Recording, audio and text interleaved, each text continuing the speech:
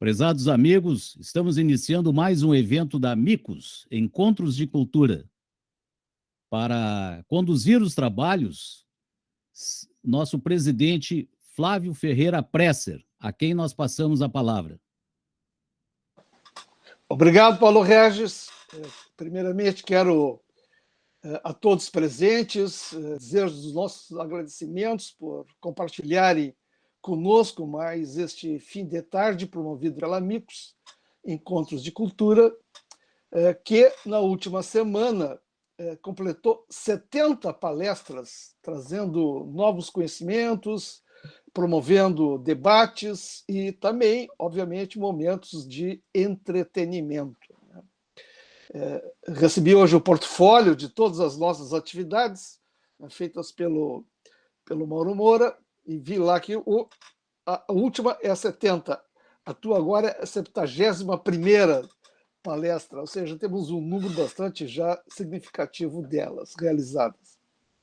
Pois bem, nessa segunda-feira contaremos com a participação do que falará de Chantilly, na França, nosso convite, e estar hoje conversando conosco sobre suas experiências expedicionárias, vou chamar assim, por cerca de mais do que 60 países, né, que somados a distância, né, equivale a 9 voltas ao redor da Terra. Agradecemos também ao nosso amigo Eduardo Fará, que sugeriu o nome do Ricardo para que pudéssemos conhecer um pouco de suas aventuras pelo mundo da motocicleta. Os dois foram colegas, né, em tempo de Embraer. Enfim, vou fazer agora um brevíssimo resumido currículo do Ricardo. Quero dizer que ele é bagéense, natural de Bagé, nasceu em 58, estudou letras e economia na Universidade de Caxias do Sul.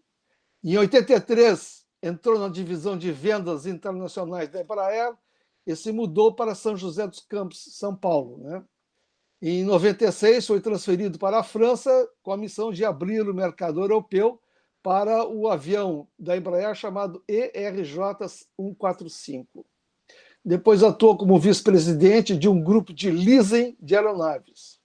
Vive em Chantilly ou na França por mais de 25 anos, com sua esposa, 2 filhas e uma neta. Escreveu 2 livros relatando suas experiências de viajante de motocicleta. O primeiro foi Tempo em Equilíbrio, publicado em 2018, e agora está lançando um outro livro, cujo título é Montar e Partir. Este livro descreve sua viagem ao Cáucaso, a qual ele entremeia com outras viagens que fez. E desde já convidamos a todos para prestigiar o seu lançamento numa sessão de autógrafos na Feira do Livro, que está prevista para acontecer agora, semana que vem, dia 9 de novembro, às 16 horas. A obra está disponível no site da editora Livraria Europa, também está na Amazon e nas livrarias Mania de Ler. E uma matéria publicada por ZH, pela Zero Hora, nosso jornal diário aqui do Rio Grande do Sul, em 19 de outubro, o Ricardo afirma, eu vou sublinhar essa frase que eu acho muito significativa, diz muito das características do Ricardo, né? Num outro tipo de veículo, o que se quer é chegar. Já na moto, o prazer é percorrer. Né? Enfim, creio que essa frase expressa bem a opção do Ricardo pelas viagens de motocicleta. Né? E uma curiosidade, em uma de suas viagens, o Ricardo percorreu o trecho de Expresso Oriente, de Paris a Istambul, pelo que eu pude verificar. Né? Trem que serviu de inspiração para a nossa palestrante anterior, Ariane Severo, que escreveu o seu livro Freud de Viena a Paris, também relatando a viagem de Freud aí de Viena a Paris. Então, quero dizer que esta não é uma mera coincidência, né? É que, na realidade, como nós estamos cada vez promovendo o maior número de palestras, já começaram a acontecer coincidências. Né? Enfim, esta é simplesmente uma curiosidade. Quero avisar a todos e que durante a manifestação, a apresentação do Ricardo, mantenha seus microfones desativados, né? E quem quiser fazer algum questionamento, alguma pergunta, enfim, né, que use o instrumento da mão levantada que tem na barra inferior do Google Meet, ok? Então, Ricardo, por favor, agora é contigo, por favor. Bom, muito obrigado, Flávio. Muito obrigado a todos vocês pela oportunidade. Em primeiro lugar, eu acho que vocês estão todos de parabéns, porque a iniciativa da cultura é sempre bem-vinda. Eu acho que amigos que se reúnem para procurar novidades culturais, para tentar entender algumas coisas que nos passam, às vezes, ao largo por essa vida, eu acho que tem todo o mérito, é uma iniciativa extraordinária. Então, parabéns a todos por esse grupo. Eu acho que nós estamos vivendo um mundo de imediatismos, um mundo sem consistência, um mundo raso, e eu acho que procurar se aprofundar um pouco em termos de cultura, de conhecimento, além daquele que nós lidamos no nosso dia a dia, é sempre uma iniciativa muito, muito bem-vinda. Então, obrigado pela oportunidade. O Flávio me deu uma deixa na apresentação que eu quero iniciar. Eu nunca sei por onde eu vou começar a contar sobre as minhas viagens, e que fique bem claro, não são nem expedições e nem aventuras, são simplesmente viagens. Eu sou uma pessoa inquieta, eu sempre fui uma pessoa inquieta, e eu encontrei na motocicleta uma maneira de resolver e de saciar essa inquietude. O Flávio mencionou, então, o Expresso Oriente, e mencionou de coincidências que começam a acontecer na programação de vocês. E eu vou começar falando sobre coincidências, não é? Muitas vezes nós temos uma grande dificuldade em entender o porquê de algumas coisas, por que essas coincidências acontecem sempre no momento exato. Eu volto à questão das coincidências após fazer uma pequena apresentação que não tem nada a ver com currículo. Eu, como vocês já sabem, eu fui criado, como se diz na nossa terra, fui criado em Bagé, e desde pequeno, eu sou filho de imigrantes espanhóis. Desde pequeno, obviamente,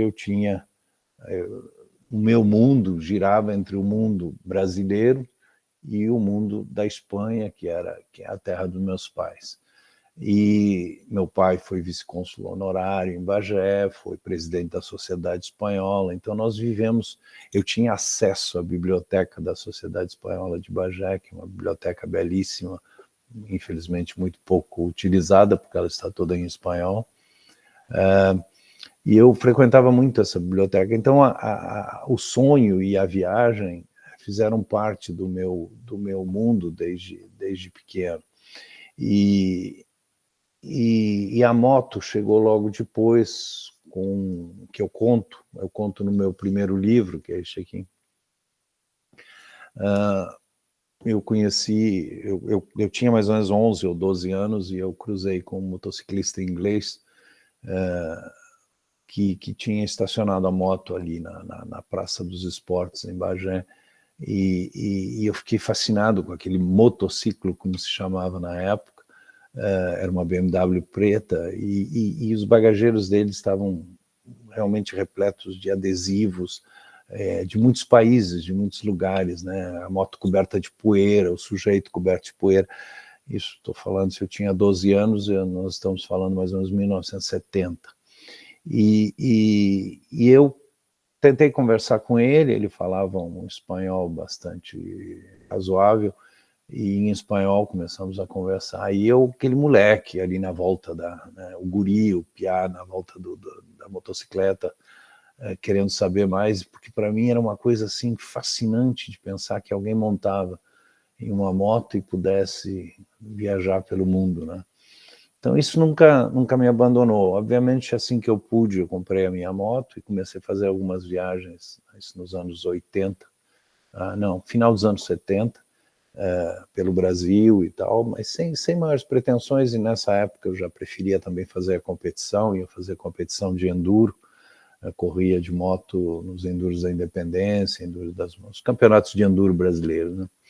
Então, isso daí foi me levando a uma paixão constante pela motocicleta. Desde 18 anos de idade eu tenho moto, o que não impede de ter consciência de que é um veículo perigoso, é um veículo que tem um alto índice de risco, e o grande perigo da motocicleta é você esquecer em algum momento que ela é perigosa. Então você tem que ter sempre essa consciência. E quando cheguei à Europa, em 96, obviamente, a França, ela está localizada no centro da Europa, e quase que naturalmente escolhi a motocicleta como veículo para descobrir a Europa. Eu sabia que ia ficar aqui por alguns anos, eu não vi com um tempo definido. A minha atividade comercial de venda de aviões é uma atividade que demanda um relacionamento de longo prazo com os clientes, quer dizer, a construção, o desenvolvimento e a manutenção de uma relação de confiança com o cliente.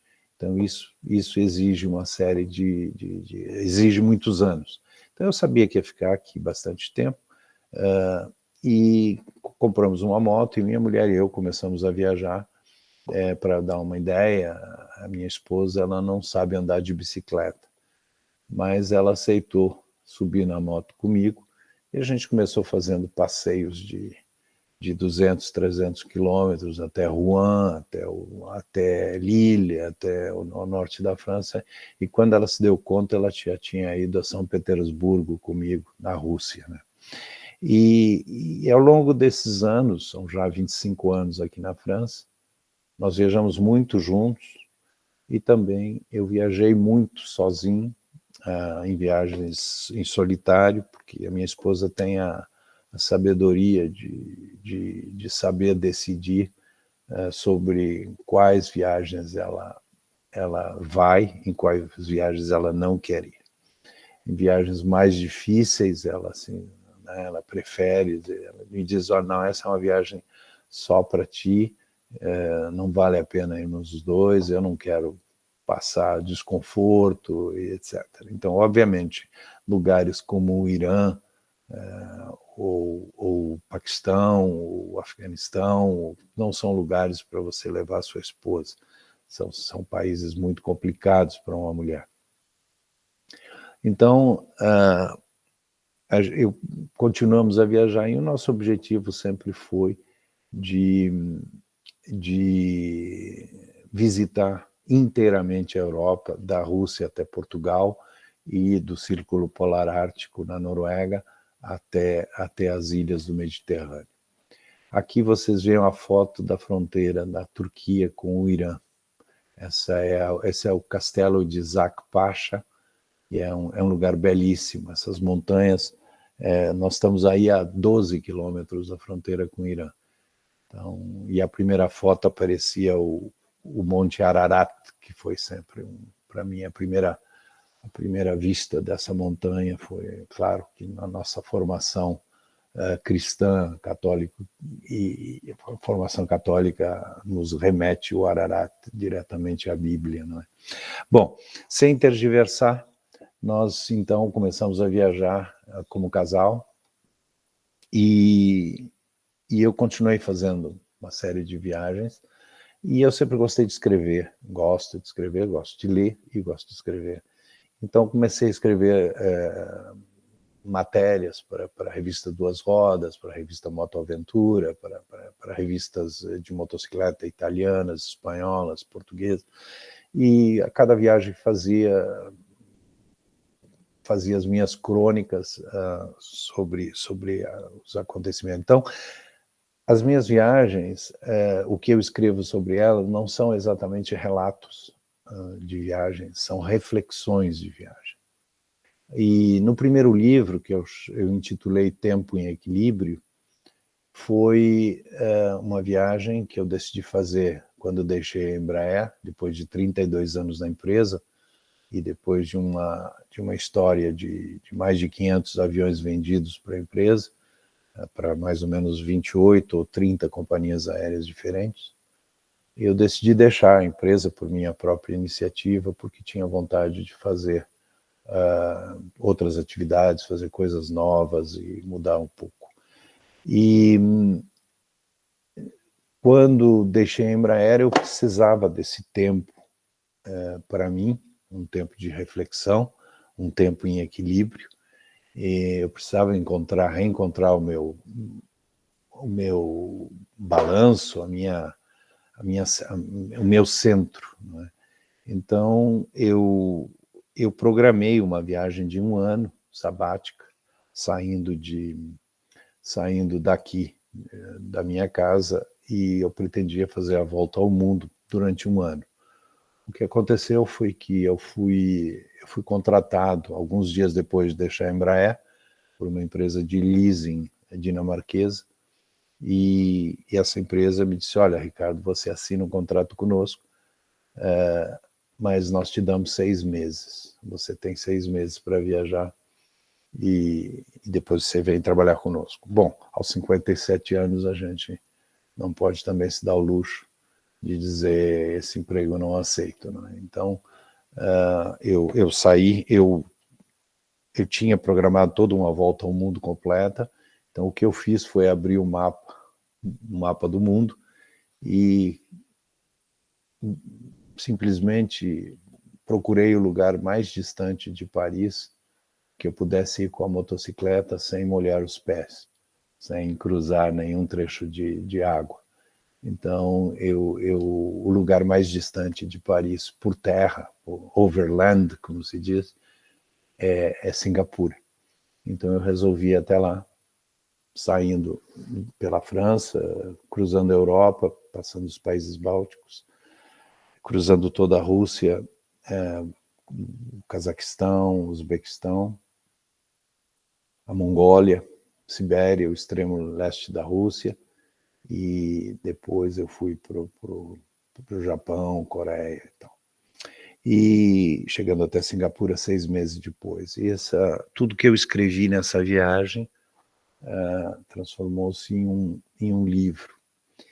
E nesses 6 meses eu me encontrei justamente com um tempo que foi totalmente em equilíbrio, não só pelo fato de que eu estava em uma moto e precisava do equilíbrio, mas sobretudo porque eu consegui viver durante 6 anos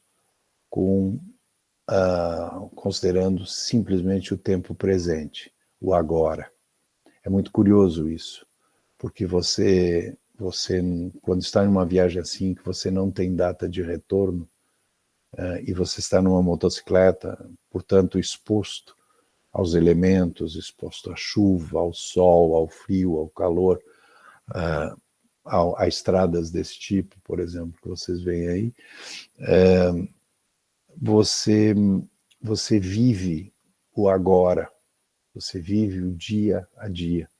Amanhã vai ser outro dia diferente.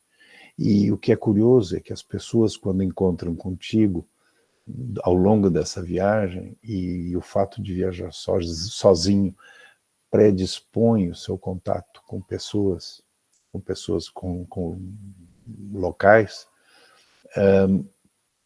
as pessoas que te encontram não têm o menor interesse em saber o que você fazia até então da sua vida, que se você tinha status, se você é importante, se você não é importante. Você é simplesmente um viajante numa motocicleta, e a curiosidade em torno disso basta para essas pessoas. Elas não estão preocupadas em saber se o Ricardo tem título universitário, se não tem, se o Ricardo foi importante em tal empresa.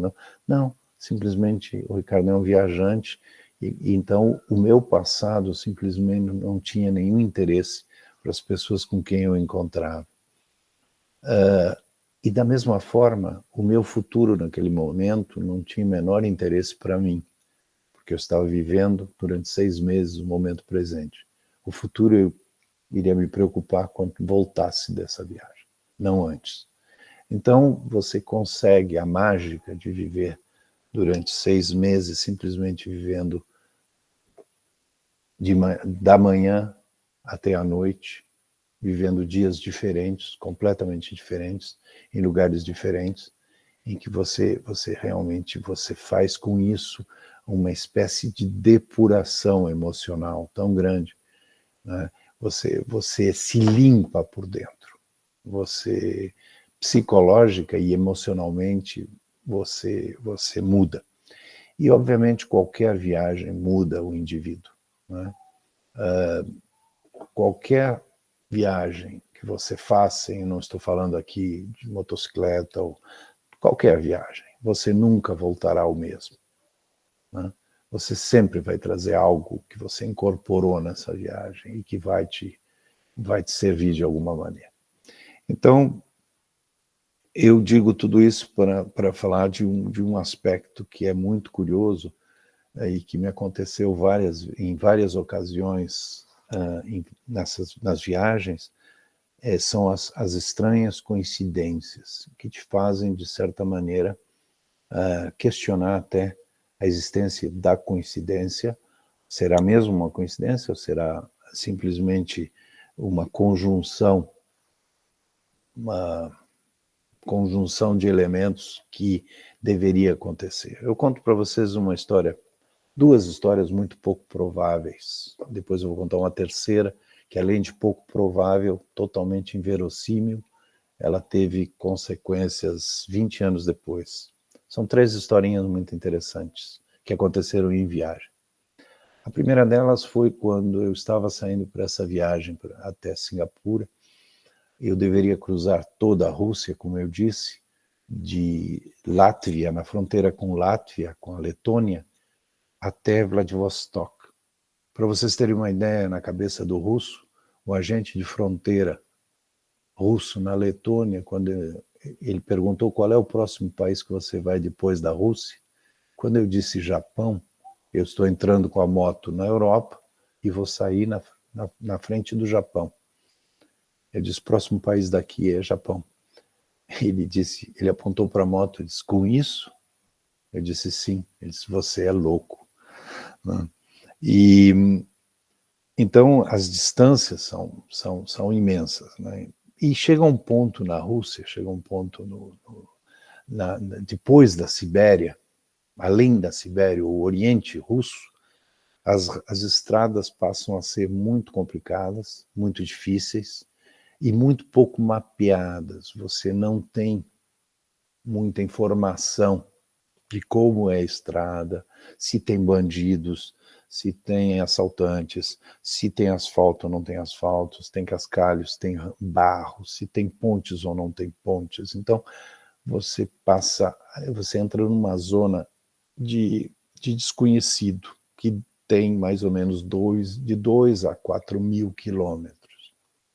E são trechos em que você é obrigado a sair do seu hotel às 4 horas da manhã e você sabe que você tem entre 900 e 1.000 quilômetros pela frente para fazer num dia, sem nenhuma possibilidade de pernoite em qualquer lugar que não seja no teu destino daquele dia, mais ou menos a 1.000 quilômetros. E nesse trecho, você provavelmente tem duas estações de serviço, dois postos de gasolina, né? Eu tive a sorte de encontrar, eu deixei passar o primeiro que tinha bastante gasolina e o segundo estava fechado. Mas acabou abrindo algumas horas depois. Essa é uma das coisas que você precisa nesse tipo de viagem, é ter paciência. Então, como eu tinha todo esse desconhecido em termos de geografia, quer dizer, naquele fundo de Rússia, eu soube de um motociclista francês que já tinha cruzado toda a Rússia, que se chama Eric Lobo, e que estava preparando uma nova viagem também para aquele lado. Aí, por amigos comuns, disseram, pô, Ricardo, por que você não marca uma reunião, um almoço com o Érico, e vocês podem conversar, ele com certeza pode te passar informações e tal. E eu entrei em contato, e obviamente ele foi super atencioso e tal, e ficamos de nos encontrar. Acontece que a precipitação da minha viagem se deu em função de que eu fui contratado, e eu tive também que me dedicar à negociação do meu contrato com essa nova empresa. Eu tive que, né, fazer, obviamente, entrevistas com a direção da empresa e tal, e acabei não encontrando com o Érico Lobo. Não nos falamos. Eu saí para a minha viagem, não pensei mais no assunto, e quando 45 dias depois, ou 50 dias depois, eu chego a Vladivostok, eu reservo um ferry, um navio que sai dali da Rússia. Era uma banheirona velha, com bandeira panamenha. Imagina um navio saindo da Rússia, no leste da Rússia, com bandeira do Panamá. Não deve ser boa coisa. E apanhamos, inclusive, um resto de furacão, de tufão no Japão, e que foram 36 horas realmente bastante complicadas nesse navio. Mas chegando a Vladivostok, eu reservo, eu deixo a moto no porto para ela ser embarcada no navio no dia seguinte. E o curioso é que eu encontro a moto que está ao lado da minha, é a moto do Érico Lobo, né? E porque ele tinha o nome dele escrito no tanque de combustível. E o que é mais extraordinário é que nos foi atribuída a mesma cabine para os dois, né? Isso 50 dias depois. Eu poderia ter tomado o navio uma semana antes, ele poderia ter tomado uma semana depois, mas a coisa foi de tal maneira, sem que nos tivéssemos falado em nenhum momento, quer dizer, nos apresentamos ali naquele momento, acabamos tomando o mesmo navio e ficamos hospedados na mesma cabine. Essa foi a primeira das grandes coincidências. A segunda foi quando eu estou cruzando a Mongólia, descendo para o deserto de Gobi, no sul da Mongólia, na fronteira com a China. Eu cruzei por um ciclista de viagem, com balizes e tal. E eu tenho uma profunda admiração pelos ciclistas que viajam, porque imagina se vocês acham que pode ser desconfortável ou complicado viajar numa motocicleta que tem 120 cavalos, você imagina num veículo frágil, onde só tem duas pernas, né? Quer dizer, é realmente uma atividade que exige uma força mental extraordinária. Então eu vejo esse ciclista andando pela Mongólia, aquelas planícies a perder de vista na Mongólia, e eu sempre paro para conversar um pouco com esse pessoal. Eu levo comigo sempre barras de cereal, água, essas coisas. E então compartilhei com ele algumas barras de cereal, perguntei se ele tinha suficiente água e tal, e conversamos um pouco. Era um jovem alemão, seus 35 anos de idade, e conversamos aí uma meia hora. Eu me despedi, ele ia fazer mais uns 30 quilômetros, eu ia fazer mais 300 quilômetros naquele dia, e enfim, continuei a minha viagem, dei a volta, fui ao Japão, passei da Mongólia voltei para a Rússia, depois Japão, depois Coreia, daí eu fui à Tailândia, e da Tailândia eu fui ao Laos, e quando eu passei por Laos, eu estava percorrendo uma estrada do interior do Laos, no norte do Laos, quase fronteira, é um triângulo que fica, é um triângulo, chamava o Golden Triangle, que era a região onde se produzia o ópio até pouco tempo atrás, a papoula, e é uma região bastante complicada e uma estrada muito ruim. Era uma estrada de saibro, como se diz na nossa terra, né? Uma espécie de uma argila, e que alguém teve a delicadeza de molhar para evitar que fizesse pó exatamente numa curva. Então eu cheguei a uns 70, 80 km por hora com a moto, essa moto que aparece aí, e simplesmente a moto deslizou nessa lama lisa, era um sabão, e ela deitou, e eu caí, eu deslizei na pista uns 60, 70 metros, e, enfim, não houve nada, eu estava bem equipado, a moto também não sofreu nada, tive ajuda de 2 locais para me ajudar, para erguer a moto, e logo em seguida, uma meia hora depois, eu retomo a viagem, e uma meia hora depois eu resolvo uma parte alta, uma espécie de uma colina, eu vi um local onde tinha uma boa vista, então resolvi fazer uma parada já que a adrenalina tinha baixado, para ver se realmente verificar a moto em detalhe, se não tinha tido nenhum problema que pudesse, né, me criar alguma dificuldade mais tarde. E aí eu estou verificando a moto e tal, e vejo 2 ciclistas que estão subindo esse morro, né, a rampa da estrada na minha direção, e o primeiro deles chega, tira o capacete e os óculos, era um chinês, e logo em seguida chega o outro. Quando ele tira o capacete, eu olho para ele e digo, mas nós nos conhecemos. Ele diz, sim, nós nos vimos na Mongólia. Quer dizer, isso foi 3 meses antes, quase 4 meses antes, nós nos cruzamos na Mongólia e nos cruzamos de novo no Laos.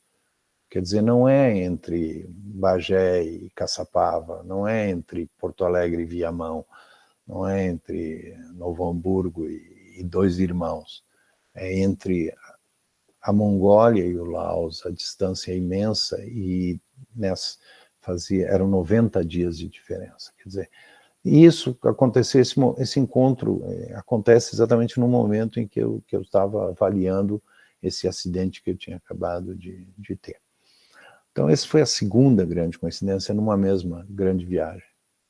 E aí você começa a se perguntar se essas coincidências são coincidências, ou simplesmente elas têm que acontecer. E a terceira, que eu conto agora no novo livro, depois eu vou falar um pouco sobre o novo livro. A terceira coincidência foi em 2005, na Patagônia, na Argentina. Eu desci a Patagônia entre 2004 e 2005, uma época em que não se costumava muito viajar de moto. Agora está um pouco na moda. O advento do GPS é fundamental para as pessoas. Eu ainda viajo com mapas, aquela bolsa que vocês veem em cima do tanque na minha moto. Tenho mapa, eu gosto do mapa. Tenho GPS, não tenho nada contra a tecnologia, mas eu acho que o GPS te faz chegar, e como o Flávio mencionou antes, eu gosto de percorrer. E para percorrer, nada melhor do que um mapa rodoviário de papel, aquele que é difícil de dobrar quando tem vento, que molha quando chove, e aí fica, né? Mas é o mapa. E esse é o meu cachorro. Quando eu viajo, ele faz isso. Acho que ele tenta fazer com que eu não saia. E então eu estou na Patagônia, eu estou subindo pela Ruta 3, voltando já do sul, e eu me deparo com um tremendo, fazendo um parênteses, esse é o outro lado do mundo, esse é o Cabo Norte, esse é o lugar mais ao norte que se pode ir com um veículo no planeta. Fica na Noruega, no extremo norte da Noruega, dentro do Círculo Polar Ártico. Então eu estou subindo a Ruta 3 na Argentina e me deparo com uma tremenda tempestade, daquelas que só a Patagônia pode produzir, em que a chuva se torna horizontal, não é? A chuva é tão violenta e tão horizontal que você percebe que você só fica com um lado do corpo molhado, né? O outro lado não molha. E eu me escondi atrás de um caminhão, porque na Patagônia não há árvores, não há nada. Então, para evitar que a chuva derrubasse a minha moto, eu vi um caminhoneiro que estava fazendo a sua cesta no seu caminhão, e então eu coloquei a moto atrás, e atrás do caminhão não chovia. Então esperei ali que a chuva passasse, e logo em seguida fui embora, e começou a se formar uma nova tempestade, e nesse momento eu estou chegando a um lugar que se chama a Península Valdés, que aparece no mapa argentino, uma espécie de um apêndicezinho que tem na costa argentina.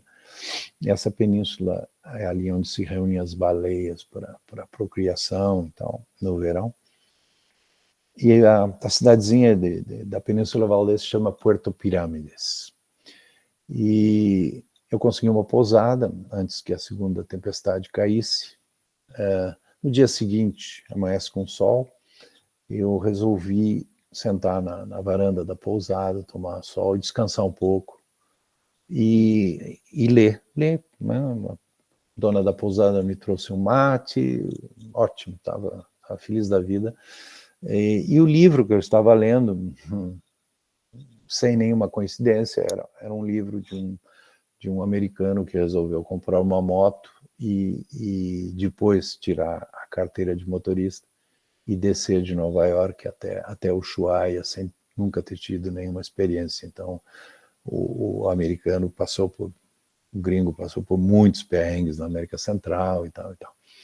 E nesse livro, eu estou lendo, e o livro menciona um motociclista que se chama Emílio Scotto, que é um argentino, que em 1982, ele deixou a Argentina com $300 em cima de uma Goldwing e viajou nada mais, nada menos do que 230 países e territórios. Quando eu digo países, não entendam que são os das Nações Unidas, são também territórios. Então, por exemplo, a Guiana Francesa considera-se um território que não está na França. Bom, então, ele viajou durante 10 anos, o Emílio Scotto. Ele é o maior viajante motociclista do mundo. E, enfim, eu li sobre esse argentino, eu não tinha ouvido falar dele. Muito bem, fecho o livro, ponho na minha mochila, resolvo fazer um passeio pela praia. Era um domingo, era 1h da tarde, resolvo parar num restaurante ali na beira da praia, na praia em Puerto Pirâmides, comer um bife de tira, tal, tomar um bom Malbec, e eu estou ali tomando meu vinho e terminei de comer e estava anotando escrevendo sobre as minhas impressões dos últimos dias, e vem um senhor falar comigo. Tal, você vem da onde? Então eu expliquei que eu sou brasileiro, mas vivo na França e tal. Aí ele disse, você é jornalista? Eu digo, não, mas eu escrevo normalmente para mim, mas às vezes há algumas revistas que se interessam pelo que eu escrevo e tal, e publico. Muito bem. Aí ele disse, posso sentar? Você quer um café e tal? Ele pediu 2 cafés e sentou-se. Era o dono do restaurante, um senhor, nessa época, seus 72, 75 anos. Aí ele disse, tal, e como é que você está de carro e tal? Eu digo, não, eu estou de moto, eu viajo de moto. Diz ele assim, meu filho viajou muito de moto. Aí ele me disse, meu nome é Emílio Carlos Scotto.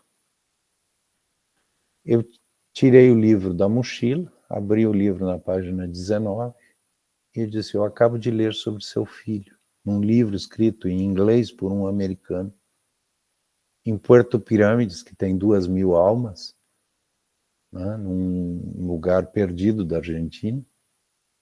E então eu leio sobre esse motociclista e 1h30 depois eu encontro com o pai dele, que é isso, né? Quer dizer, ele percebeu que, inclusive ele me presenteou com um cartão postal do filho, e atrás ele escreveu, o dia em que acabar o espanto, o que será do mistério, né? E então também são totalmente inexplicáveis. Recentemente, quando eu estava editando e revisando o meu novo livro, que é este aqui, que é Montar e Partir, que vai ser lançado agora na Feira do Livro de Porto Alegre, eu conto essa história, né, com mais detalhes, mais romanceada, mais bonitinha e tal, e é mais dentro da realidade, porque eu escrevo sobre a realidade porque eu acho que a realidade é mais divertida que a ficção. Mas como eu ia colocar uma foto deste senhor comigo e contando esse episódio, eu resolvi contactar o Emílio Scotto, que vive hoje entre Buenos Aires e Madrid. Então eu entrei em contato, hoje é fácil, nas redes sociais, mandei uma mensagem para ele, ele muito amavelmente me respondeu. E na mensagem eu coloquei uma foto minha com o senhor que se dizia pai dele. E aí ele me contou uma coisa extraordinária. Ele disse: Ricardo, eu não falo com meu pai desde que eu tinha 15 anos de idade. Meu pai nos abandonou quando eu era apenas adolescente, deixou a minha mãe, nos deixou por nossa conta e nunca mais apareceu.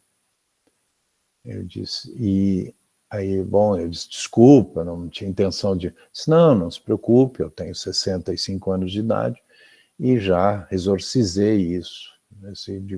E diz ele, eu sei que meu pai vive ainda, está muito frágil, tem muita idade, mas vive ainda e eu sei onde ele está. Então. E não me falou mais nada. O Emílio e eu, em função de que os dois gostamos das mesmas coisas, né, da viagem, da motocicleta, acabamos solidificando a amizade, né, sobretudo com a grande generosidade da parte dele, porque para mim ele é o maior de todos. Então, ele me conta depois que, em função desse contato, ele resolveu voltar a contatar o pai, e ele retomou, já no fim da vida do pai, reconstruiu um pouco a relação que eles poderiam ter tido ao longo da vida. Né? Então, são pequenas coisas que, no fim, a vida te aporta, te traz como presente. Né? Enfim, nós estamos há quanto de tempo, Paulo?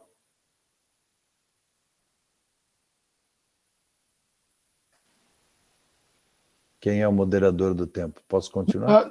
Pode, lógico. Geralmente se vai até umas 19 horas, entendeu? Depois a gente abre um pequeno espaço. Entendeu? Tá bom. Então tá. Agora, falando um pouco do livro, né, do novo livro, Montar e Partir. Por que o título? Parece evidente. Mas é sobretudo porque eu considero que a motocicleta favorece enormemente a iniciativa de simplesmente montar e partir. Muitas vezes eu fiz viagens longas onde eu simplesmente decidi ir na véspera. Né? Então, uma vez eu perguntei, e isso está no livro, eu perguntei a um amigo se você pensa que viajar de moto é simplesmente fazer a sua bagagem, encher o tanque, montar e partir, é exatamente isso. Você não precisa nada além disso. Obviamente, no mínimo, um cartão de crédito no bolso, obviamente. Também não vamos ser tão espartanos, né? Mas o livro fala de uma viagem que eu fiz em 2019 pelo Cáucaso,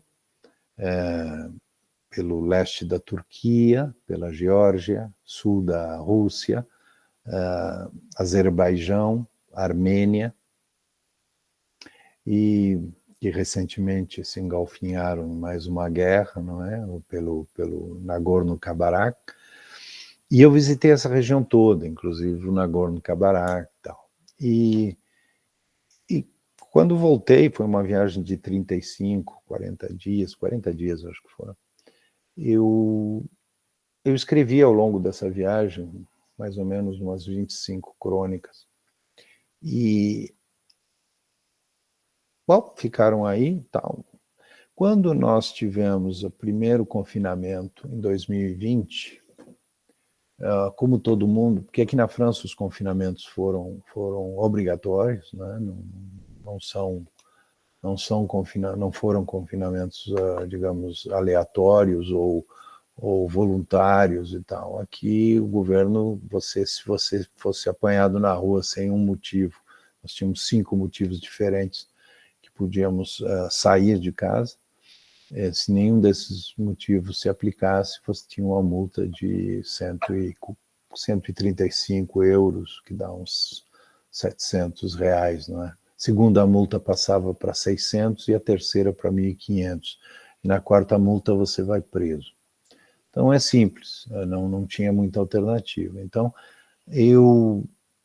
todos estávamos em casa, eu fiz vir as minhas filhas e o marido para ficarem conosco, com a neta e tal, porque assim ficaríamos todos juntos, e foram 63 dias que estivemos né, vivendo essa vida diferente. Essa é a minha neta, que já começa a gostar de motocicleta. E então eu, como uma forma de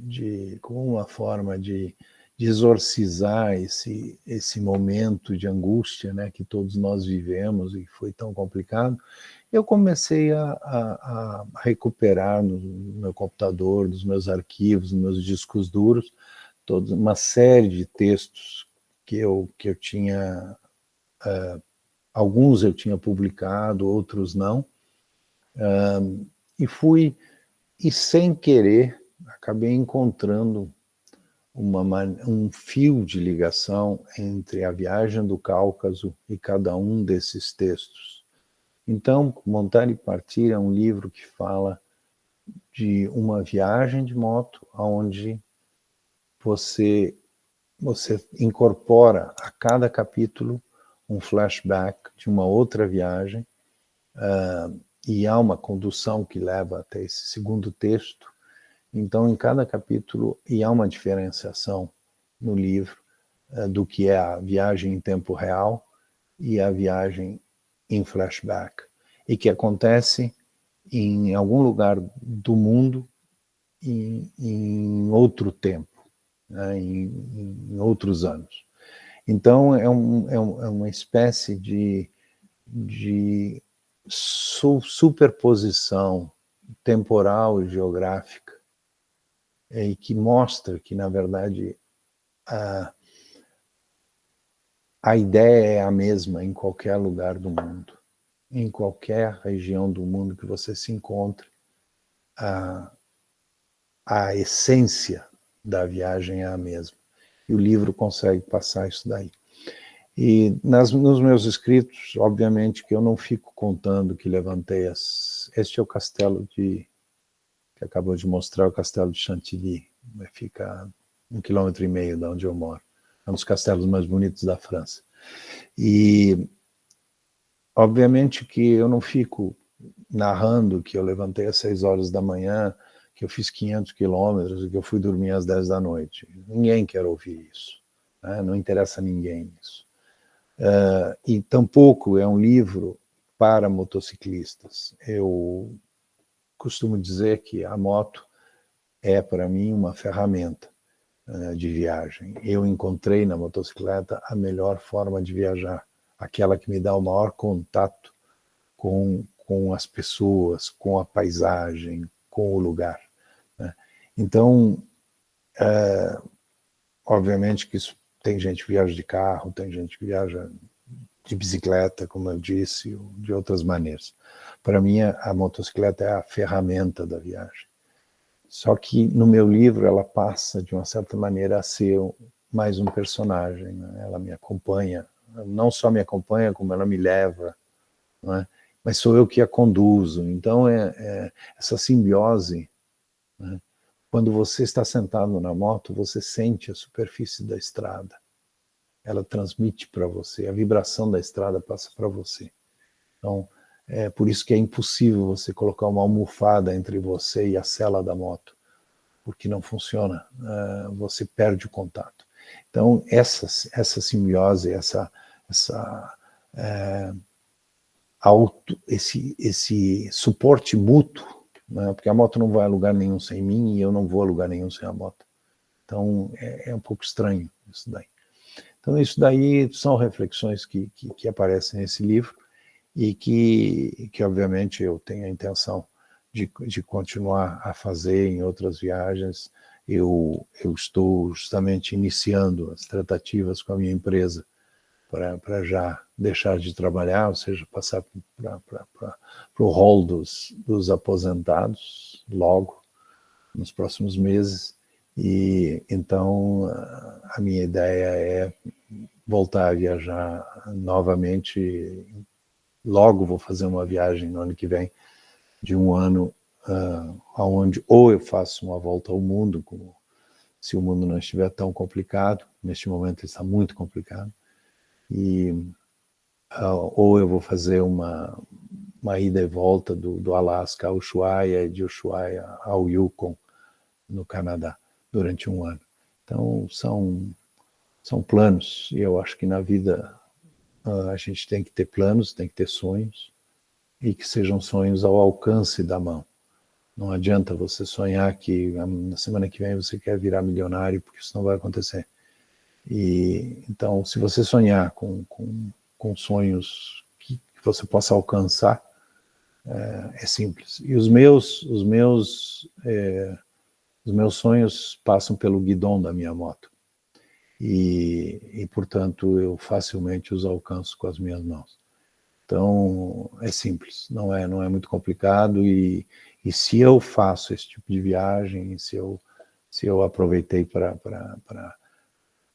conhecer um pouco mais desse nosso mundo, como qualquer um pode fazer a mesma coisa. Não, o fato de eu falar vários idiomas não me impediu de ter, em um momento dado na Turquia, um diálogo de quase 2 horas sem nenhuma palavra, com 2 senhores camponeses em uma cidade chamada Safranbolu, que é uma cidade de construção e arquitetura otomana lindíssima, junto ao Mar do Norte, na Turquia. E eu passei 2 horas tomando chá com 2 senhores locais, sentados à minha mesa, que eles me convidavam para o chá, sorriam, me mostravam a cidade, eu fazia gestos de apreço, e ficamos ali 2 horas tranquilos, curtindo um sol maravilhoso.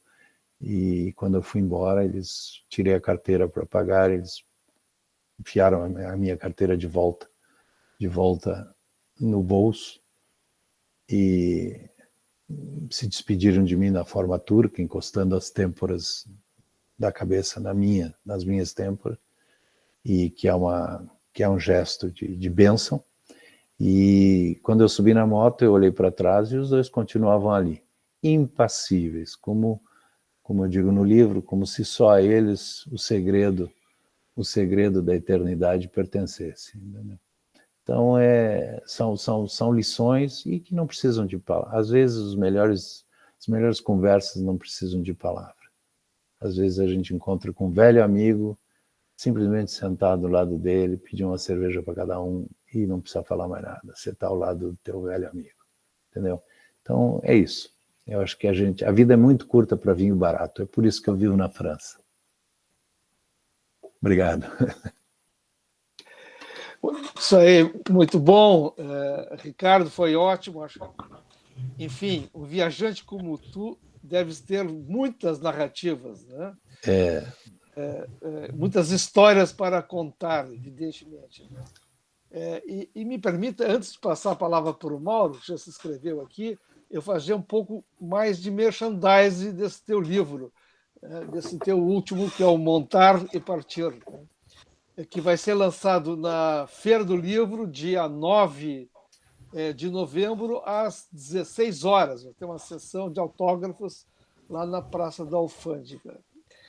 Enfim, recomendamos, porque eu quero dizer que um viajante tem muita história, né? Então, obviamente, deve ser rico. Inclusive, dizer para as pessoas, se preparem.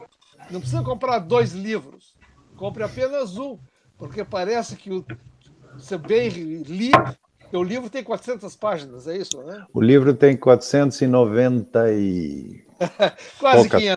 Tem 500 páginas, praticamente. Isso, É. 500 Veja bem, não existe autor sem leitor, né?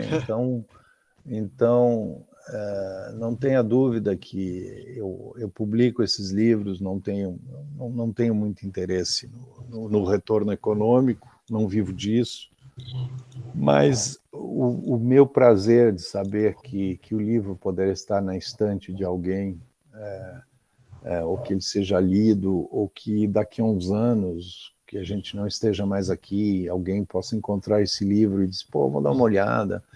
Tal. E a apreciação, o feedback que você tem das pessoas em relação ao livro, para mim é muito importante. É combustível para continuar fazendo o que eu faço, para continuar dividindo com as pessoas esses momentos extraordinários. Esse livro, o Tempo em Equilíbrio, o primeiro livro está esgotado em papel, mas ele existe em formato Kindle na Amazon. Na Amazon. Eu não tenho mais em formato papel. Nossa, eu estou vendo com a editora, talvez, de relançar o primeiro livro. Mas o segundo livro está disponível na Editora Europa, no site. É só colocar o meu nome, Ricardo Lugres, ou o título, Montar e Partir, que é mais fácil. Ele também está à venda na Amazon.com.br. Foi onde eu achei. Você achou lá, Suzete? Na Amazon. Isso. E também quem vai representar a editora na Feira do Livro é a Livraria Mania de Ler. Então, para quem quiser ir na Feira do Livro, para encontrar comigo ali, para a gente conversar, assinar o livro e tal, pode comprar na hora ali com o pessoal da Mania de Ler. E a Mania de Ler, ela tem 3 livrarias em 3 pontos diferentes aqui da cidade de Porto Alegre. Então, fica fácil também as pessoas irem até lá e quererem o livro. Mauro, é um livro que não foi escrito em gabinete, em escritório. Foi escrito em mais ou menos 350 mil quilômetros. E corrigindo um pouquinho, Flávio, você disse no início, não, eu de moto já viajei mais de 100 países. E profissionalmente chega perto dos 200 países em termos de viagens profissionais, se contar tudo junto. Mas, enfim, não se conta por aí. Eu acho que a melhor viagem, às vezes, é a que mais te surpreende e não precisa ir muito longe, não. Tá certo, às vezes eu improviso, né? Mas, Mauro Moura, por favor. Ricardo, está me ouvindo? Sim, sim. Obrigado pela tua palestra, muito interessante, e tem uma pessoa que apresenta ela com uma calma que nos deixa tranquilos durante uma hora, assim, foi muito, muito bacana. Eu assisto muito uma série que tem no Netflix, nesses canais de streaming, Estradas pelo Mundo, e ali eles relatam muito de tudo que tu contou, estrada com barro, cair, etc e tal, muito interessante. Mas ele tem uma coisa que me chamou a atenção lá, que eu queria te perguntar, é a manutenção das motos. Inclusive, a tua moto é BMW. Sim, eu vi naquele programa que às vezes ficava uma semana parado esperando uma peça para a moto. Tu teve alguns problemas desse tipo? E outros problemas que eles tiveram foi, tu não precisa dizer o país, mas eles em alguns lugares tiveram que dar uma gorjetinha para os guardas para poder entrar no país. Tu teve problema desse tipo também? Bom, vamos à primeira parte. Uma das razões pelas quais eu viajo com BMW, e eu tenho também uma KTM 1190, que eu uso mais para as viagens que eu sei que eu vou fazer de fora de estrada, a Islândia, a Romênia, países em que as estradas são realmente ruins, eu prefiro a KTM, que é mais leve, mais maniável. Mas eu tenho uma GS Adventure, para quem não conhece, é aquela grande BMW que tem as caixas de alumínio do lado, né? E a minha moto é de 2014, ela tem hoje 170 mil quilômetros. Eu não faço questão de trocar de moto anualmente ou enquanto a moto estiver boa, e eu continuo usando. E essa moto tem 170 mil quilômetros e não teve nenhum problema técnico, nunca. Eu furei na última viagem, agora, este verão, em julho, eu fui viajar pelos Cárpatos, no leste da Europa, Polônia, Eslováquia, Romênia e Ucrânia, e na Eslovênia, voltando para a França, no mesmo dia eu furei o pneu 2 vezes. É muito estranho, porque eu percorri todo o deserto de Gobi e não tive nenhum problema com o pneu, e no asfalto da Eslovênia, que é um país super civilizado, super organizadinho e tal, furei o pneu 2 vezes no mesmo dia. Então, pode acontecer. Para pneu furado, a gente acaba resolvendo o problema com uma certa facilidade hoje em dia. Você pode fazer um remendo com o pneu montado. Mas problemas técnicos eu não tive. Agora pode acontecer de você ter um problema, e às vezes essas motos hoje em dia são eletrônicas, como os carros também são. Então não adianta você mandar para o mecânico, sabe? Não é o mecânico de Ural na Rússia que vai resolver um problema de uma BMW. Então você tem que simplesmente mandar, você informa qual é o componente que falhou e eles te mandam a unidade. É como se faz com os aviões, te mandam uma unidade e você substitui a unidade na própria moto.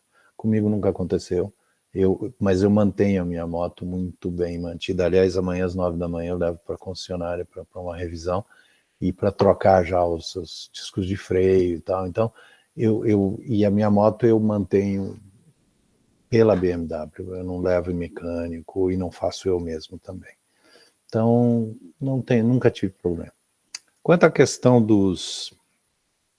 da contribuição para a caixa de aposentados de uma determinada polícia, para o fundo de aposentadoria dos policiais corruptos, isso tem, não é muito comum, é cada vez menos comum, felizmente, mas me aconteceu nesse livro Montar e Partir, eu conto no Azerbaijão. Eu ultrapassei um Lada velho a 40 km por hora, mas a faixa era contínua, e esse país tem muitas câmeras que estão ligadas na polícia, e uma viatura da polícia veio atrás de mim e me fez parar, e o sujeito me disse: você está aqui o vídeo. Tinha o vídeo ficou muito bonito, mas não me favorecia. E ele pegou a minha carteira de motorista e o meu passaporte e pediu $700. Então eu disse: não tenho esse dinheiro, simplesmente. Então você vai pagar a multa, a carteira de motorista vai ficar apreendida, você vai pagar a multa em Baku. E eu já estava a 600 quilômetros de Baku, então... Aí, negocia. Eu acabei me safando com 50 euros, mas muito chateado. Eu fico muito revoltado quando eu sou obrigado. Eu fui obrigado a aceitar porque não tinha saída e eu estava errado. Ele não queria me multar, não. Ele não tinha a menor intenção de me multar, porque se ele me multa, ele não ganha nada, né? Então, e eu dizia para ele... Na Rússia, quando eu cruzei a Rússia, eu fui parado 9 vezes pela polícia. Mas eu adotei uma tática diferente. Quando vejo um posto de gasolina, eu já paro, antes que eles me digam para parar. Eu paro, desço e saio batendo papo, conversando e tal, e simpático, pedir para ir no banheiro, volto e tal, coisa, e o sujeito fica constrangido. Pô, esse cara é muito legal, como é que eu vou morder uma grana dele? Então, ou eu paro, o policial vem e eu já tiro o meu telefone e faço uma selfie de nós dois. Peraí, tal. Vamos fazer uma selfie. E aí eu tiro a foto dele.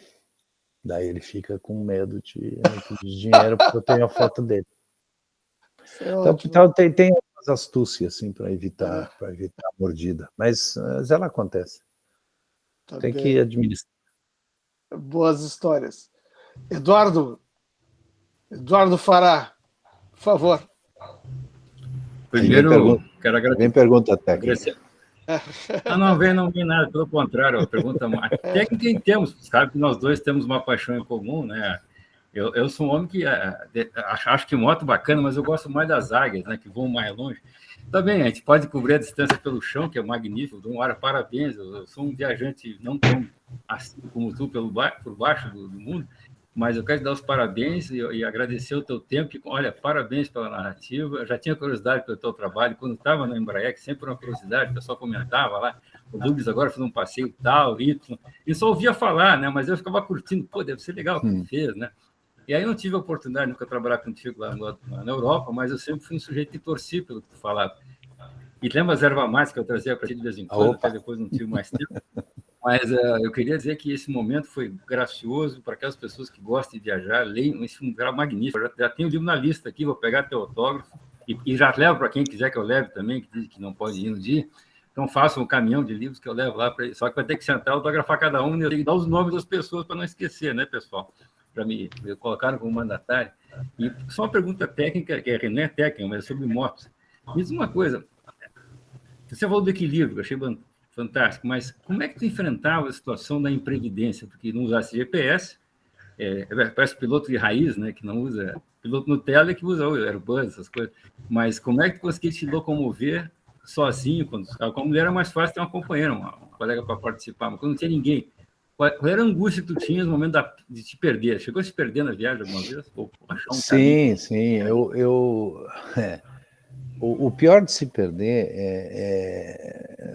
não chega. Você não fica angustiado, mas você fica desconfiado. Você tem que ver se você tem suficientemente combustível. Existem 4 coisas que você tem que ter sempre quando você está viajando de moto por um país remoto, por um lugar remoto. Você tem que ter combustível, você tem que ter água, você tem que ter o que comer na moto e você tem que ter dinheiro local. Se você tem essas 4 coisas, você está tranquilo. Porque mesmo que você se perca, mesmo que você tenha... Eu tive uma queda no deserto de Gobi, por exemplo, e eu fiquei 4 horas esperando que passasse alguém. Porque ali não há estrada, são pistas, e até que passou uma caminhonete a 300 metros de mim. Eu buzinei com a moto e se ouve muito o som no deserto. E eles vieram, então, e aliás, 4 sujeitos dentro da caminhonete, um deles era brasileiro, um japonesinho de Mogi das Cruzes, no meio da Mongólia, né? Mas, na verdade... Coincidências. Outra coincidência. Ele viu a bandeirinha do Brasil e disse, mas você é brasileiro? Para mim ele era mongol, né? Tinha olho puxado. E era um casado com uma menina mongol. Bom, mas o que já me aconteceu de me perder, você se perde em qualquer lugar, você se perde em São Paulo, você se perde em Paris, você se perde, entendeu? Às vezes, o fato de você se perder, ele funciona como uma forma alternativa de viagem. Agora, eu uso GPS, viu, Eduardo? Não é realmente, eu não sou radical. Se eu tenho que cruzar Moscou, eu prefiro ter o GPS, realmente, porque a pior coisa que existe é pedir informação para russo, viu? Eles te mandam para o outro lado, realmente. Porque eles não vão dizer que não sabem, então é um pouco como o mineiro também. Ele jamais vai dizer que não sabe, ele te manda para o lado que ele achar que tem que te mandar, entendeu? Porque, né? Então, mas eu queria aproveitar a tua metáfora, olha só, para fazer viagem, você tem que ter, você falou, combustível, saúde. Você tem que ter água, que é alimento. Você tem que ter 3. O terceiro mesmo é a comida, né? Então, você tem que ter... A comida tem muito mais a ver com a verdadeira paixão por alguma coisa. E o quarto, toda a moeda local, são as amizades. Então, você faz... Esse teu livro é metafórico, tá entendendo? Porque uma coisa é viajar de moto que você... Vou pôr isso no próximo livro. Tá ótimo. Suzete, tu queria falar? Desligaste? Não é nada tão importante, mas eu fiquei curiosa de saber como é que funciona essa questão da propina na América Latina, né? Porque eu não sei até que ponto ainda é realidade isso. A gente sabe que, por exemplo, o Chile não tem isso, né, Ricardo? Mas já a Argentina tem, né? O Chile... Eu vim, a última vez que eu fui de moto para a América Latina, eu mandei a minha moto com 3 outras motos de 3 amigos, nós mandamos para Iquique, num porto no norte do Chile. E mandamos de navio as motos, com um container. E quando chegamos lá, as motos o navio tinha acabado de chegar um dia antes. O sujeito nos mostrou o container, estava lá em cima da pilha. Aí nós, com o agente aduaneiro, eu comecei a trabalhar para conseguir retirar as motos do porto, para não perder dias de viagem, né? Dia de férias e tal.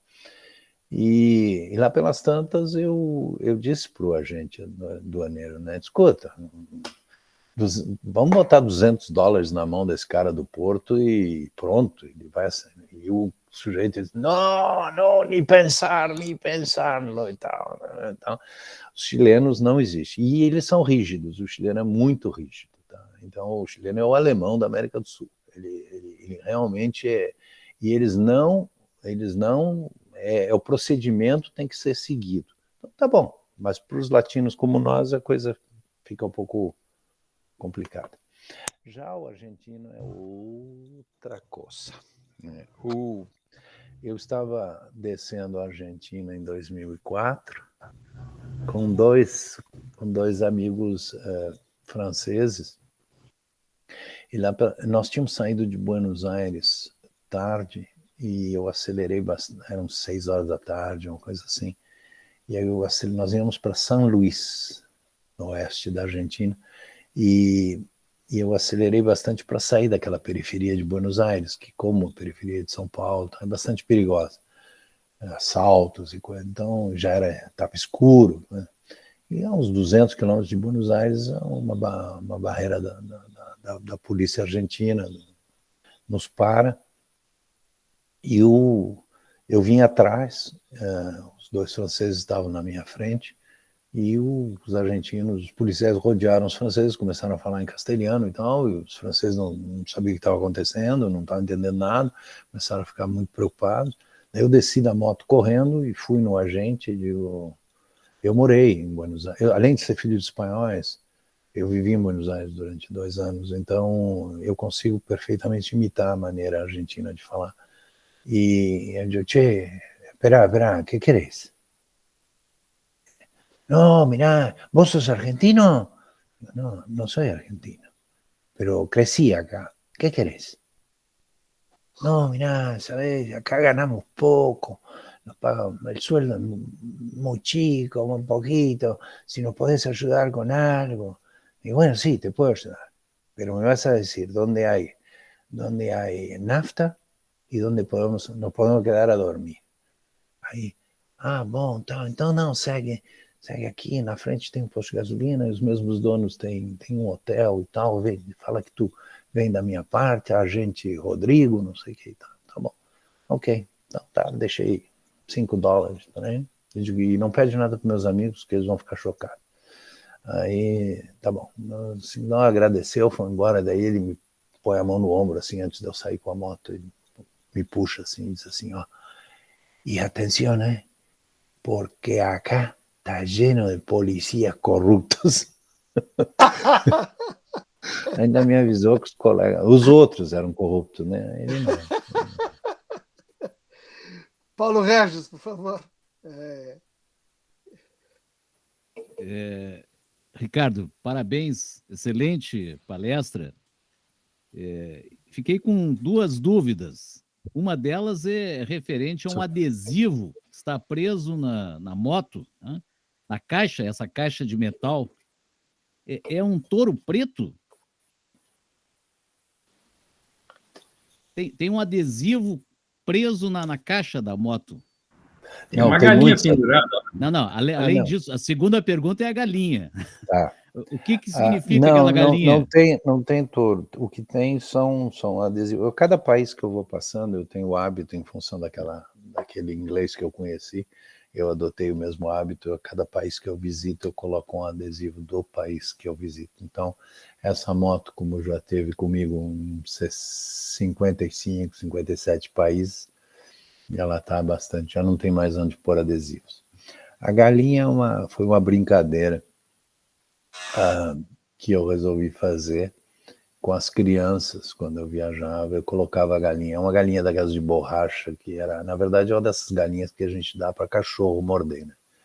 E eu coloquei pendurada atrás da moto, ela se chama Chimbica, e ela acabou virando um personagem das viagens e tal, e a criançada a adora.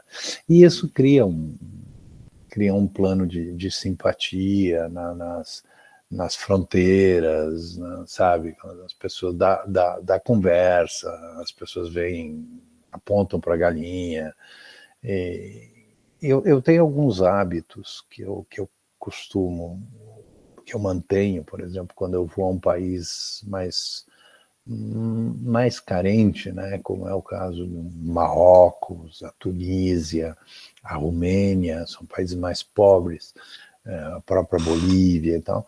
Eu levo comigo, eu tenho uma caixa onde eu levo muitos lápis, levo canetas, levo lápis de cor, estojinhos de 12 lápis de cor, eu levo uns 20, mais ou menos comigo, e isso eu distribuo para as crianças, né? As crianças sempre têm muita curiosidade em relação à moto, então eu prefiro dar isso do que doces ou coisas assim que vai estragar os dentes deles, eles não têm dinheiro para dentista. Então, eu prefiro... o material escolar é muito valorizado, sobretudo nos países muçulmanos, onde a alfabetização é o meio que o indivíduo tem para chegar a ser um bom seguidor da sua própria religião. Não é? Não há muçulmano analfabeto porque ele não vai poder ler o Corão. E se ele não pode ler o Corão, ele não poderá ser muçulmano. Então eles estudam, e material é uma coisa muito, muito cara para eles. Então eu levo comigo. Então são pequenos gestos, e a galinha faz parte desse, né? Muito simpático. Então, às vezes vai, às vezes não vai. Então, e às vezes eu esqueço dela. Tá bem, Marcelo. Antes de nós passarmos para o Marcelo, Presser, vou pedir licença aqui só para relatar duas contribuições aqui. Uma do Eurico Rodrigues. Ele diz o seguinte: parabéns, Ricardo, pela apresentação e pela qualidade da vida. Realmente nada melhor do que viver como se gosta. Exatamente. E a segunda, da Maria Aparecida Cardoso da Silveira. Magnífico, amo viajar. Está sendo uma alegria ouvi-lo. Estarei no lançamento, certo? Certo. Então aí as contribuições. Presta. Ok. Obrigado. Então, Marcelo, por favor, e com isso a gente encerra as inscrições, né? Eu sou um perguntador pela própria natureza, então eu não consigo me segurar. Eu peço desculpas a vocês, porque eu estou sempre perguntando, né? Então pode perguntar, por favor. Então tá, eu vou fazer 3 perguntas, Ricardo, você responde a que quiser, né? Uma delas eu já escrevi ali no chat, diz assim: você encontrou, Ricardo, o guri que pensou que você era um gênio por estar nessa moto que nem você pensou do inglês lá em Bagé? Essa é uma dessas perguntas. A outra é que eu estive pensando no momento que você falava das coincidências, eu penso assim que, de alguma maneira, você é uma pessoa que medita, e medita muito, né? E eu penso que a meditação é uma coisa que para mim, parece que levanta as coincidências, né? Quando a gente não está parando para prestar verdadeiramente atenção, a gente não percebe. Agora, quando eu estou no meio da natureza, só eu e a natureza, eu vou vendo as coincidências, né? Por que isso? Porque eu vejo que está tudo interconectado. Essa é uma visão que eu tenho, assim, que não consigo ser diferente. E a outra, e a última que eu coloco aqui, se você comenta, se quiser, Amir Klink. Você narrando me lembrou muito Amir Klink. Ele te inspirou de alguma maneira? Contigo aí, Ricardo. Bom, sobre as crianças é muito simples. Eu tenho um grande cuidado, não só no tratamento com as crianças quando eu estou em viagem, mas também com qualquer pessoa que eu encontre. Sobretudo porque nós, às vezes, representamos algo que eles jamais vão conseguir alcançar, né? Fica evidente que não é tão simples. Eu tenho a melhor moto do mundo, não é um veículo barato. Uma viagem assim, demanda fundos, demanda dinheiro. Então, Não é uma coisa que, sabe, qualquer um possa, mas, de qualquer maneira, cabe a nós ter o respeito necessário para com as pessoas que você vai encontrando ao longo da sua viagem, né? E eu vejo em mim, aquele moleque de 10 anos em Bagé, né? Bagé, capital do mundo, né? Eu vejo em mim, eu me vejo em cada uma das crianças que eu acabo encontrando, e tanto é que é muito comum eu pegar o garoto e digo, quer sentar na moto? Senta na moto. Quer ligar a moto? Eu ponho a moto em ponto morto e digo, está aqui o botão então deixo ele ligar a moto. Então, são pequenos gestos que inclusive só te trazem retorno positivo. A segunda pergunta era sobre a questão da meditação. Da meditação, Não sei.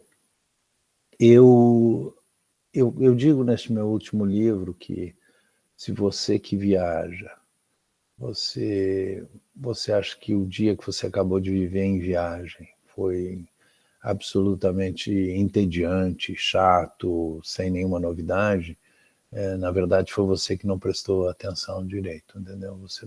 Porque sempre, cotidianamente, quando você está num deslocamento por outros lugares, não precisa ser no exterior, não, pode ser para o interior também, e pode ser, muitas vezes, deve ser para o interior de você mesmo.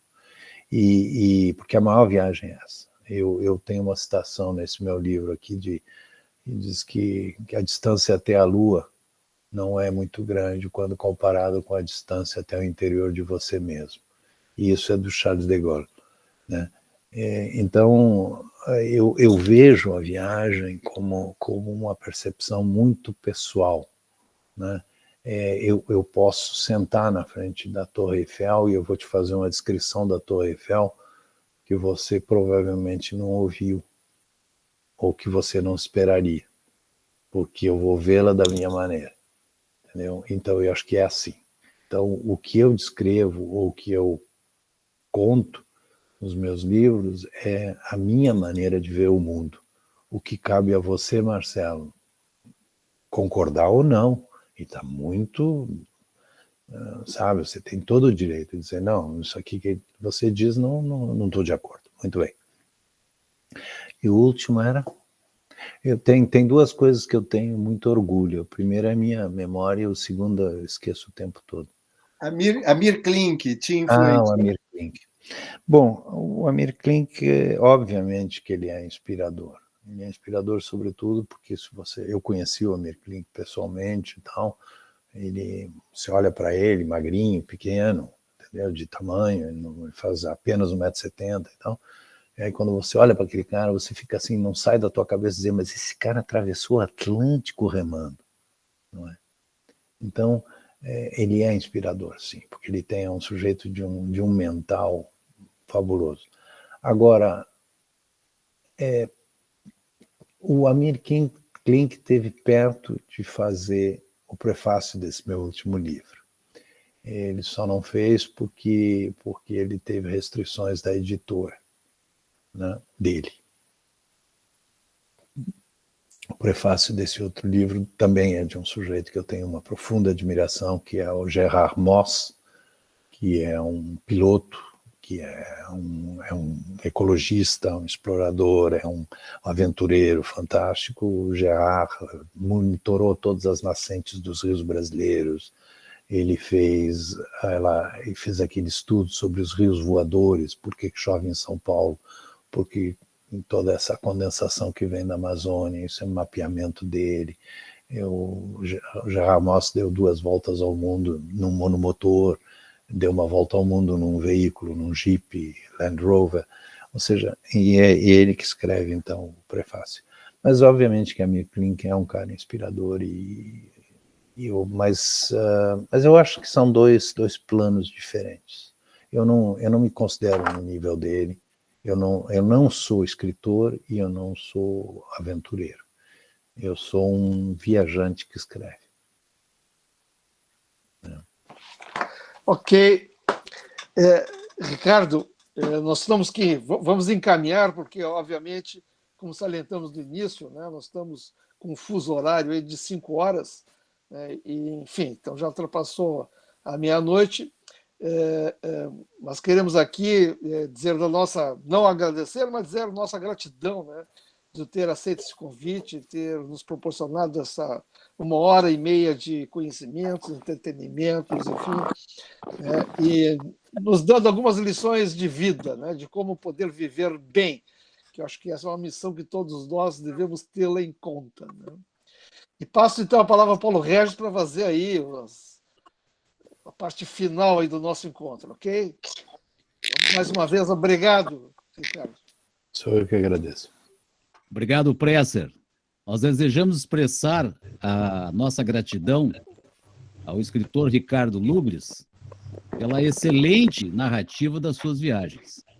Agradecemos e registramos as seguintes presenças: Márcia Hoff, Altair Deconto, Eurico Rodrigues pai e Eurico Rodrigues filho, hoje reunidos no Rio de Janeiro, estão nos acompanhando no Rio de Janeiro.